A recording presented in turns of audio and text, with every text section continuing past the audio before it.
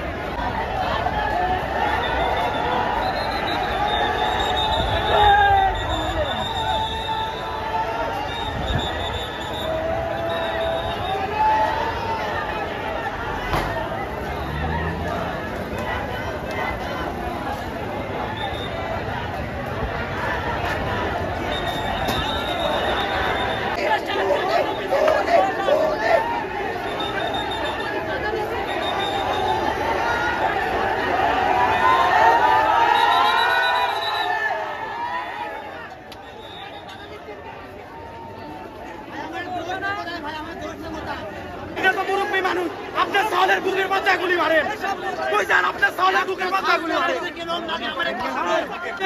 আমি নিজে আর্মি হওয়ার জন্য অনেক চেষ্টা করেছি, আজকে তার আর্মি চাপ দিলাম। আর্মিরা কিচ্ছু না, আপনারা কি বর্ডার গার্ড দেশ রক্ষা করতেছেন? গুলি করে মেরে সালবার একবারে দেশ রক্ষা করতেছেন। আপনারা দেবেন বর্ডারে, আপনারা এখানে কেন? আপনাদের রাস্তা হলো হয়েছে এখানে, আপনারা চলে যান। এক সময় স্টুডেন্ট ছিলেন, আপনি সালার বুকের মার গুলি করেন যান। সরকারের বেতনের জন্য আপনারা চাকরি করেন, চাউল বলে কালকে তার রক্ত খাওয়াবেন, বুঝছেন? আমাদের রক্ত লিখে খাওয়াবেন।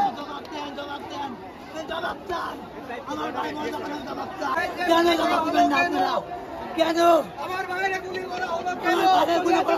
শান্তি রক্ষা করা কেন আমাদের গায়ে চলাবেন? বলেন, কথা বলেন। পুলিশ নাকি জবাব নাই আপনাদের কাছে? আপনাদের কাছে কোন কেন এখন সেটা কাম করবেন? সবাইকে মৃত্যু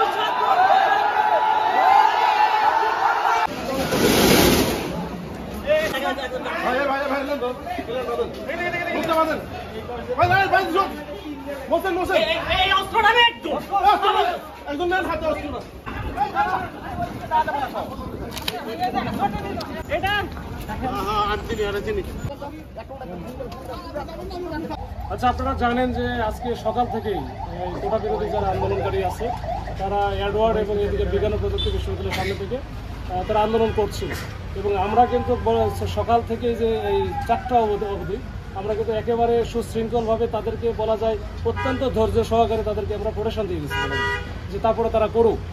এরপরে যেটা হয়েছে আপনারা এখানে দেখেছেন যে একেবারে টার্মিনালে এসে আমরা যখন তাদেরকে বোঝাচ্ছিলাম এবং এটা মোটামুটি নেগোসিয়েশনের মধ্যে গেলাম, এর মধ্যেই এখানে বহিরাগত অনেক লোকজন ছিল যাদের উদ্দেশ্য অন্যরকম ছিল আমার মনে হয়। হুট করে পুলিশের উপরে ব্যাপকভাবে আক্রমণ করে এবং আক্রমণের প্রেক্ষিতে আপনারা জানেন আমরা এখানে আমার এসপি স্যার সহ এখানে বিজিবি ছিল, ম্যাজিস্ট্রেট ছিল, সবাইকে এখানে ব্যাপক আকারে যখন আক্রমণ করে তখন আমরা আত্মরক্ষার্থেই আমরা এখানে সাউন্ড গ্রেনেড ফুটাই এবং সেই সাথে টিয়ার শেল এবং শটগান আমরা ইউজ করি।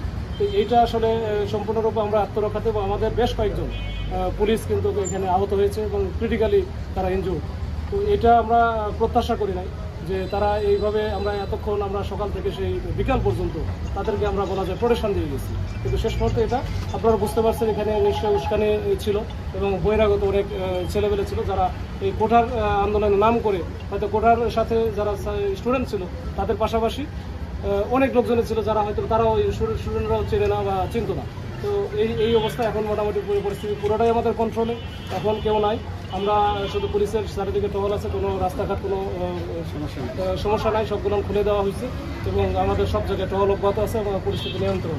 আচ্ছা, আনুমানিক আমাদের এখানে অনেক বড় জায়গা, এখানে আমি এখন পর্যন্ত 7-8 জনের আমরা খবর পেয়েছি যারা ইনজুর্ড হয়েছে।